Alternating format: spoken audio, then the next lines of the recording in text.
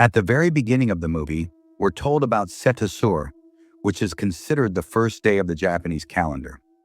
On this same day, Muslims also observe Muharram. People treat this day with great respect and believe it to be very sacred. However, some also believe that on this day, evil spirits become extremely powerful and use their dark powers to kill people. Right after this, the scene shifts to a hospital. There we see a woman named Lastre, who looks extremely terrified and is running around in panic.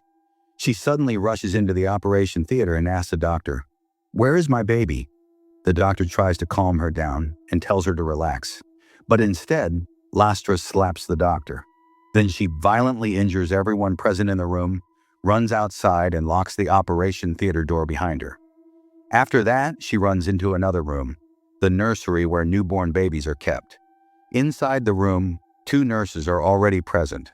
Lastra forces both of them to leave and starts searching for her baby by herself. She picks up one of the babies and says, "This is my child." But the nurse standing outside looks at her and says, "No, that's not your baby." Hearing this, Lastra completely loses her mind and brutally kills the baby in her hands. Seeing this horrifying act, the nurse outside tries to calm her down. But by now, Lastra has completely lost control. In a fit of madness, she begins killing all the babies in the room. Soon, several doctors and the hospital's security team rush in to stop her. But instead of calming down, she becomes even more violent and uncontrollable. In the end, she pours chemicals on herself and sets herself on fire. This horrifying incident takes place on the first Satu Suro day of 1989. After this, the story jumps to the present time, where we meet a writer named Bayo. Bayo has come to visit his uncle to borrow some money because the books he has written are not selling well in the market. At the same time, his wife Adinda is about to have a baby, so he wants to rent a house for her. Bayo's uncle tells him that he owns a house outside the city and that Bayo can use it for as long as he wants. He then gives Bayo some money and the keys to the house, telling him that he doesn't even have to return the money. After that, Bayo and Adinda drive toward the house, which is located deep in the forest. When Adinda sees the large house, she becomes very happy. Then the two of them go inside and start arranging their belongings and setting up the house. At that moment, Bayo finds an old photo album belonging to his uncle. Inside the album, there are pictures of some of his uncle's friends. In that same album, we also get a glimpse of the last picture again. After that, Bayo tells Adinda that there's a hospital nearby, so if she ever has any kind of problem, she should let him know because they can easily go there. The next day, early in the morning, Bayo leaves the house because he has an important meeting with a book publisher. Since Adinda is completely alone at home, she decides to visit a nearby market. At the market, a woman tells her that tonight is the night of Satu Suro, and everyone is busy preparing for it.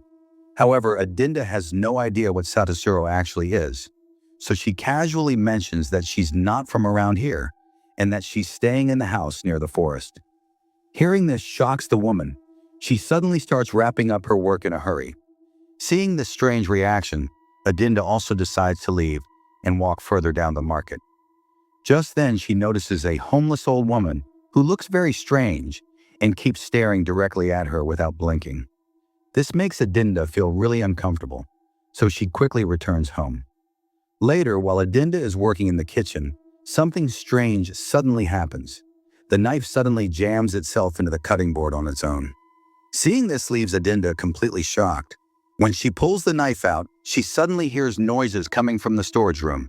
It sounds like someone is screaming from inside. Terrified, Adinda grabs a knife and slowly walks toward the storage room. And for a brief moment, we can even see a shadow standing right behind her. Sometime later, when Bayo returns home, he notices that all the lights in the house are turned off. On top of that, he can't find his wife Adinda anywhere. But then he notices drops of blood on the floor. Following the trail of blood, he walks straight toward the storage room.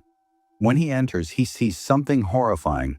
Someone has brutally killed Adinda and ripped her baby out of her body. Seeing this, Bayo panics and starts crying in shock. But then he notices that Adinda is still alive, and she gestures for him to look behind him. The moment Bayo turns around, Lastre's soul suddenly attacks him. But suddenly, Bayo wakes up, and we realize that everything we just saw was only a nightmare. He also tells Adinda about this nightmare. She tells him that he should pray to God, but since Bayo doesn't believe in God, he refuses her suggestion. The next day, Bayo leaves again for a meeting, and Adinda is once again completely alone at home. Feeling lonely, she calls her mother and starts talking to her. But during the call, she notices that the swing outside her house is moving on its own. She ignores it and continues talking to her mom. Meanwhile, we see Bayo in a meeting with his publisher. The publisher tells him that his book sales are very low and advises him to start writing horror stories. Otherwise, if things continue like this, the company could suffer such heavy losses that it might even shut down. Back at home, Adinda is sleeping when she suddenly starts feeling dizzy. She quickly goes to the sink, where she begins vomiting. And here we see a very disturbing scene. Along with blood, strands of hair start coming out of her mouth.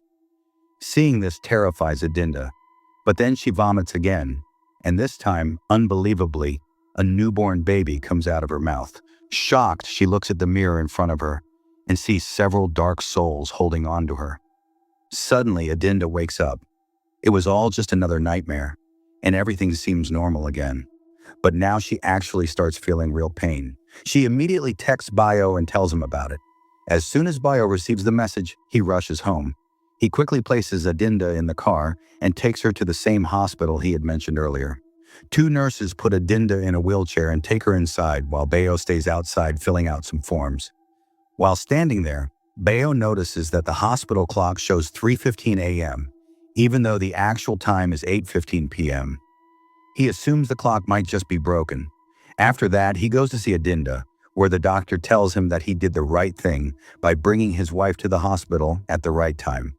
However, it may still take about 4 to 5 hours for the baby to be born. Adinda then tells Bayo that after the baby's born, she doesn't want to go back to that house because everything there feels strange and unsettling to her. Bayo reassures her not to worry and says that after the operation, the three of them will move to a better place. After admitting Adinda to the hospital, Bayo leaves for home so he can pack all their belongings. Adinda suddenly notices the shadow of a nurse reflected in the glass in front of her. It's the same nurse who tried to calm Lastro many years ago. Just then, a doctor appears in the room. Shockingly, this is the same doctor that Lastra had killed. From this, we can understand that this is the same hospital from 1982, the place where Lastri burned himself and committed suicide. Suddenly, the doctor starts banging his head against the wall, and blood begins to pour down. After that, he walks away in a very strange and disturbing manner. As soon as he leaves, all the lights in the hospital suddenly turn off, leaving Adinda terrified. Frightened, she quickly steps out of the operation theater and starts calling for the nurse. But when she looks around, she realizes that there is no one else there except her. As she walks further down the hallway, she sees two nurses standing inside a room. Thinking they might help her, she walks inside to tell them what happened. But the moment she enters, the door suddenly slams shut behind her. Then she sees the same nurse from many years ago slowly walking toward her. Terrified, Adinda immediately closes her eyes in fear. But when she opens them again, she finds herself standing outside the room, as if nothing had happened. Meanwhile, Bayo gathers all the things from the house and heads back to the hospital. On the way, he notices a small shop that is still open, so he stops there to grab something to eat. Bayo asks the shopkeeper why everyone has closed their shop so early tonight. The shopkeeper replies that tonight is the first night of Satu Suro, a time when evil souls become extremely powerful. That's why everyone goes home early out of fear. The shopkeeper then asks Bayo why he is out so late at night. Bayo explains that his wife is about to give birth, and he has admitted her to a nearby hospital. Hearing this, the shopkeeper looks shocked and says, "But there's no hospital nearby. The hospital you're talking about was shut down many years ago." As soon as Bayo hears this, he becomes terrified. He quickly jumps into his car and rushes back to the hospital. But when he arrives, he realizes that the shopkeeper was telling the truth. There is no hospital there anymore, only an old abandoned ruin. Holding a torch in his hand, Bayo slowly enters the ruined building and starts searching desperately for his wife, Adinda. On the other side, we see Adinda. To her, the ruined building still looks like a hospital, almost brand new. Suddenly, Adinda spots a sweeper whose throat has been slit. The horrifying sight terrifies her. and she immediately runs away. Then we see Bayu, who hears Adinda screaming. However, he can't see her anywhere. This clearly means that Adinda has now been trapped in the world of those evil souls. Following the sound of her voice, Bayu enters a room. There, behind a cupboard, he notices a burned dead body. Terrified, he decides to leave immediately. But suddenly, the soul of that burned corpse appears right in front of him. Frightened, Bayu runs for his life as the burned spirit begins chasing him. He rushes into another room and locks himself inside. Meanwhile, Adinda keeps seeing the spirit of Lastri again and again. While running in fear, she ends up inside a morgue. But suddenly, all the dead bodies lying there come back to life. Terrified, Adinda runs out of the morgue. But strangely, she finds herself right back inside the same morgue again. Once again, the corpses stand up. She runs out again, but this time too, she ends up back in the same morgue. It becomes clear that she's trapped in a terrifying loop. Finally, on the fourth attempt, she manages to escape the morgue. Now Adinda sees Lastri in her human form, sitting somewhere and talking to her child. But suddenly, Lastri attacks Adinda. Adinda falls to the ground, and her mind flashes back to the past. Through this flashback, we learn that a cult had worked together with the hospital staff to perform a ritual on Lastri's baby. During this ritual, the child was sacrificed to a devil. Meanwhile, Adinda loses consciousness, and some of the hospital spirits carry her away and begin performing an operation on her. At the same time, when Bayu faints, he sees a dream where his father tells him something shocking. When Bayu was born, his father had promised to give him to a cult group. But because Bayu was weak as a child, he couldn't go through with it. Suddenly, Bayu wakes up and hears Adinda screaming again. Adinda's baby is finally born, but the evil spirits start moving toward the newborn child. Just then, the homeless old woman appears. She throws something at the evil spirits while protecting Adinda.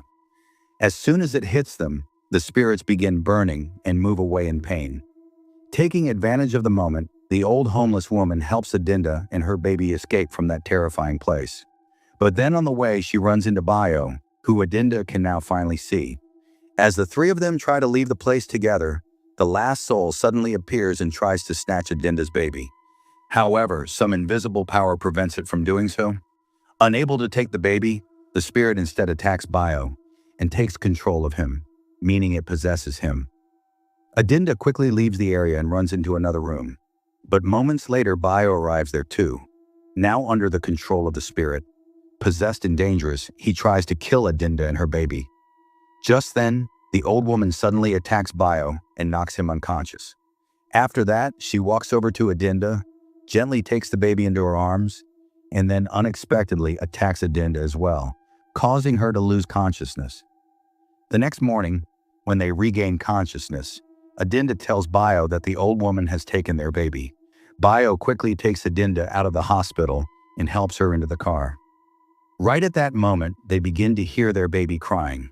Following the sound of the cries, they eventually reach the old woman. It turns out that the old woman is sitting there performing some kind of ritual on the baby. Bayu immediately runs up from behind and hits her, knocking her unconscious. He then grabs the baby and escapes from there. But shortly after, the old woman stands up and starts dancing. From the way she dances, it looks like she is celebrating her victory. At this point, we discover that the old woman is also a member of the cult. She then calls someone and says that the ritual on the baby has already been completed. In other words, the ritual on Adinda's baby was successful, and a devil's soul now lives inside the child. After this, the movie shows the cult group performing another ritual over a picture of Adinda and Bayu. This reveals that everything we saw in the movie was already planned from the beginning, and the leader of the cult is actually Bayu's uncle.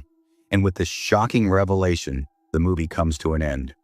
Let me know your thoughts in the comments section. Also, subscribe to this channel for more stories like this.